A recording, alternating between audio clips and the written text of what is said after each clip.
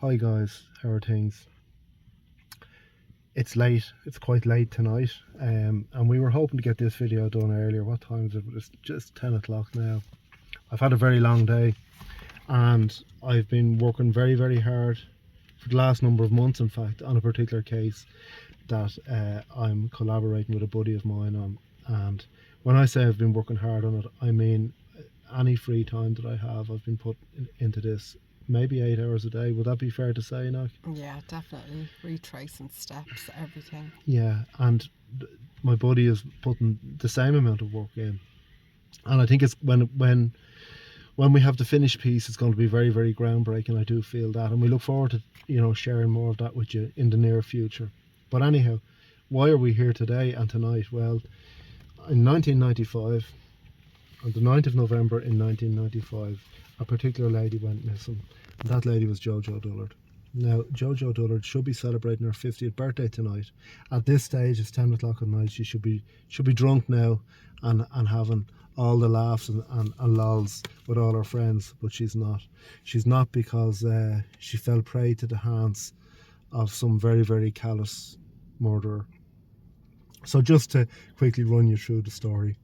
JoJo was from Callan in Kilkenny, and basically she had been doing a course up in Dublin, and a beautician's course, and I suppose she reached a point where she wasn't able to keep all the balls juggling in the air between working and doing the course and whatnot, so she made the decision to move back to Kilkenny. And on this morning, so in 1995, and on November the 9th, 1995, she went up to Dublin. She had to go to Harold's Cross, and she was going to sign off the dole, receive her last dole payment, and make her way home. She was going to start working in a place called Granger's in Kilkenny. So anyhow, Bruxelles was a bar that she frequented quite a lot. I did myself, actually, in my college days when I was studying photography. I went to Bruxelles quite a lot. It's a rock bar. Great place, actually. In actual fact, the night we got engaged, we went there, didn't we, Knock? Yeah, we did. Yeah. So anyhow, she went into Bruxelles. It's just off Grafton Street there, and she was having a bit of crack. Met some of her friends and stuff like that, and in popped her ex-boyfriend, an American fella, and they had kind of separated. But anyhow, they were getting on well, and they were talking about the possibility of maybe rekindling their relationship and whatnot, to the extent that they even went and booked a hotel room in the North Star off Amiens Street. But anyhow, lo and behold, it wasn't to be, and next thing, the current girlfriend of this American chap walked in, and that was the end of that. And we can only wonder maybe what could have happened if she didn't arrive that evening and they did spend the night in the North Star Hotel. And I often think of these ideas when we're doing these, like, I mean, it's crazy the way things can unravel. But anyhow, because of all that happened, she missed her bus from Busaras to go to Kilkenny. So she headed down to Busaras and she got a bus to Naas. Now, she left Bruxelles and walked across the city pretty much to get to Busaras. And we must point out at this point in time, a murderer, somebody that was actually caught for murder within a couple of months, David Lawler, was a person that used to frequent Bruxelles quite a lot. We know that for a fact.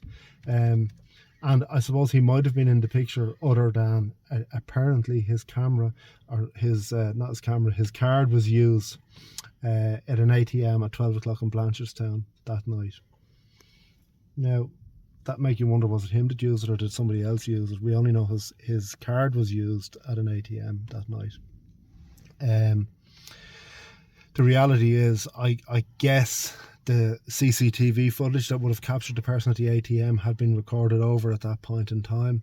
And because remember, we're talking 1995, if everything would have still been analog, and even though there was no kind of flags for the CCTV footage to be reviewed at that point in time, the actual reports, the statement reports, and would have shown that it had an activation at that ATM. Can you still see me through the camera? I'll just turn that back on for you there. Now, So anyhow, she got off at Naas, and that's quite a distance, a significant distance still to find her way home. And she started tumbling a lift, and lo and behold, it was a very wet night, which maybe worked in her favour, when you're hitchhiking. And an elderly gentleman picked her up anyhow and brought her to Kilcullen. That elderly gentleman brought himself forward to be eliminated from the whole story at a later stage, and he was concerned about her, and he suggested that maybe she get into a B&B in Kilcullen. That's as far as he could take her, and continue her journey the next morning, which was good advice. But we must remember, back in the day, hitchhiking was quite a thing back then, especially in rural areas. So she got to Kilcullen anyhow, and then she got another lift, and that lift brought her to the village of Moon. Now, when I say village, I really mean a one-horse village. This is a one pub, one community centre, a shop, a church and a school, and that's about it. At the time, I think the inhabitants of Moon was something in the region of 200. Very, very small place. And there was a phone box. So she got into her phone box and she rang her friend Mary, and she was telling Mary about what happened during the day and blah, blah, blah, and that she was tumbling her way home. And the next thing, lo and behold, at 11:37, and we know this because of the telephony reports that corroborate this, she said, "Here's a car, I have a lift." So she came back from 30 seconds. She said, "I'm gone. I'll talk to you later, whatever my next stop is." Now, that was it. And one can only assume that there was talk that a female fitting her description was seen in Castledermot later on, closer to midnight. Now, the reality is that I'm doubtful of that myself, because I believe that anyone that picked her up would have been quite happy to have themselves removed and eliminated from the investigation when, on Monday morning, people were looking for a missing lady. So basically, my thinking on it is that the elderly gentleman came forward and had himself eliminated, and this son who gave her the lift from Kilcullen to Moon had himself eliminated from the investigation. He was the son of MEP, and there was all rumours that went on around that he actually abducted her, and allegedly, and she was buried on a farm or in a ditch or a dike or whatever. And it turned out anyhow, any of the farm work that had been done over a year before she went missing. And it's a terrible thing to possibly speak ill of someone that brought himself forward and was kind enough to give her a lift on the night and was concerned about her well-being, and that's the situation with that.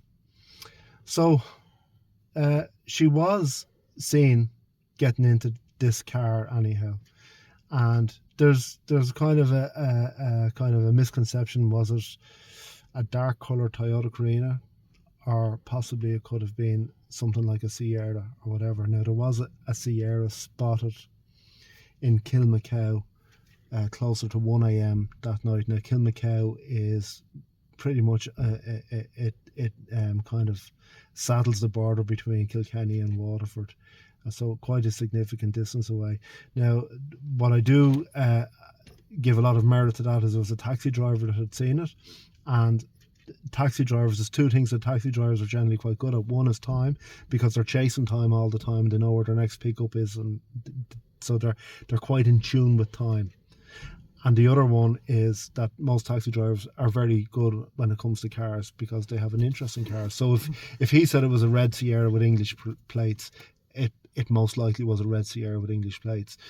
The suggestion of the dark coloured car that she got into in Moon, the Toyota Carina possibly, it was noted that she got into the back seat, which would indicate that there was somebody sitting in the left hand side front passenger seat.